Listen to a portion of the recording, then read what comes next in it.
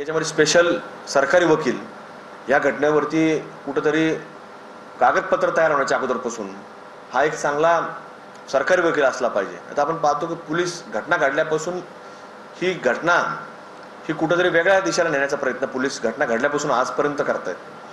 म्हणून या सगळ्या विषयांवरती कुठेतरी आज या पत्रकार परिषदेच्या माध्यमातून आम्ही शासनाकडे मागणी करणार आहोत. व्यक्तिशः आम्ही गृहमंत्री आणि मुख्यमंत्री देवेंद्र फडणवीस साहेबांनाही भेटणार आहोत.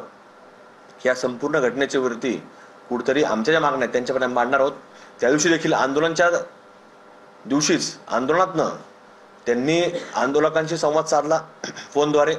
त्यांनी भावना जाणून घेतल्या आणि त्यांनी आम्हाला शाश्वत दिली आम्ही करणार आहोत. पण याच्यामध्ये त्यांच्यानंतर ज्या कालपासून वेगळ्या घटना घडतायत म्हणजे आंदोलन झाल्यानंतर अंत्यविधी झाल्यानंतर पुन्हा पोलिसांनी त्यांची भूमिका बदलण्याचं काम केलं. त्यामुळे आज ही पत्रकार परिषद आम्हाला घ्यावं लागली आणि त्यामुळे आम्ही लवकरच सरकारपर्यंत आम्ही भावना पोहोचणार आहोत. जी मागणी होती ती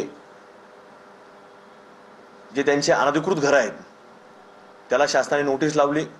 तिथल्या स्थानिक प्रशासन त्याच्यामध्ये पुढे गेलं पण ताबडतोब त्या लोकांनी त्याला हायकोर्टातनं स्टे मिळवला. म्हणजे याच्या मागे आम्ही जे पहिल्यापासून सांगतो की याचं काम करणारे मास्टर माइंड जे लोक आहेत हे कुठेतरी वेगळे आहेत आणि ते पोलीस जाणीवपूर्वक कुठेतरी त्यांच्यापासून कानाडोळा करते किंवा दुर्लक्ष करते.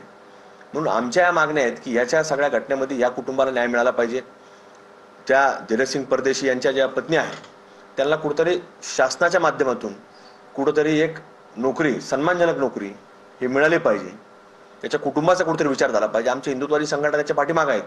त्यांना निश्चित रूपाने मोठी मदत देखील केली जाईल. पण तिला मदतीपेक्षा कुठेतरी सन्मानजनक एक कुठेतरी ही नोकरी देखील शासनाच्या माध्यमातून मिळाली पाहिजे.